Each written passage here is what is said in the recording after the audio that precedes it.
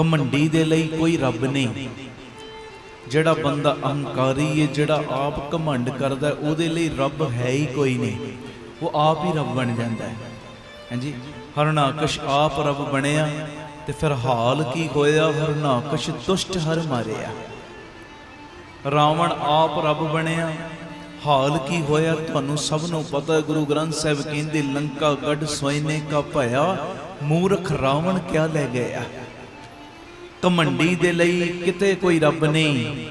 Year ਖਾਲੂ ਦਾ ਕੋਈ ਗੁਆਂਢੀ ਨਹੀਂ ਹੁੰਦਾ। ਆਖੋ ਧੰਨ ਗੁਰੂ ਰਾਮਦਾਸ ਜੀ, ਧੰਨ ਗੁਰੂ ਰਾਮਦਾਸ ਜੀ। ਜਿਹੜਾ ਬੰਦਾ ਈਰਖਾ ਕਰਦਾ ਨਾ, ਉਹਦਾ ਕੋਈ ਗੁਆਂਢੀ ਨਹੀਂ। ਭਾਵ ਉਹਨੇ ਈਰਖਾ ਕਰਨ ਦੇ ਵਿੱਚ ਆਪਣੇ ਨੇੜੇ ਦੇ ਬੰਦਿਆਂ ਨੂੰ ਵੀ ਨਹੀਂ ਛੱਡਣਾ। ਨੇੜੇ ਦੇ ਬੰਦਿਆਂ ਨੂੰ ਵੀ ਉਹਨਾਂ ਨਾਲ ਈਰਖਾ ਕਰੀ ਜਾਣੀ। ਇਹ ਕਿਉਂ ਅੱਗੇ ਵੱਧ ਰਿਹਾ, ਇਹ ਕਿਉਂ ਅੱਗੇ ਜਾ ਰਿਹਾ, ਉਹਦੇ ਵਾਲੇ ਗੁਣ ਨਹੀਂ ਅਪਣਾਉਣੇ। ਬਸ ਈਰਖਾ ਕਰ ਕਰਕੇ ਉਹਨੂੰ ਨੀਵਾਂ ਵਿਖਾਉਣ ਦੀ ਕੋਸ਼ਿਸ਼ ਕਰਨੀ। ਹਾਂਜੀ, ਆਖੋ ਧੰਨ ਗੁਰੂ ਰਾਮਦਾਸ ਜੀ, ਧੰਨ ਗੁਰੂ ਰਾਮਦਾਸ ਜੀ। ਇਹ ਕਮੀਆਂ ਸਾਡੇ 'ਚ ਨਾ ਹੋਣ।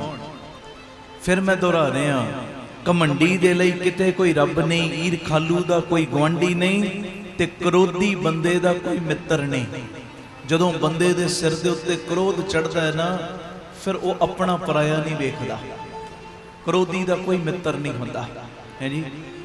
ਇਸ ਕਰਕੇ ਜਿੰਨਾ ਵੀ ਹੋ ਸਕੇ ਇਹ ਮਾੜੀਆਂ ਆਦਤਾਂ ਤੋਂ ਸੰਕੋਚ ਕਰੀਏ। ਆਖੋ ਧੰਨ ਗੁਰੂ ਰਾਮਦਾਸ ਜੀ, ਧੰਨ ਗੁਰੂ ਰਾਮਦਾਸ ਜੀ।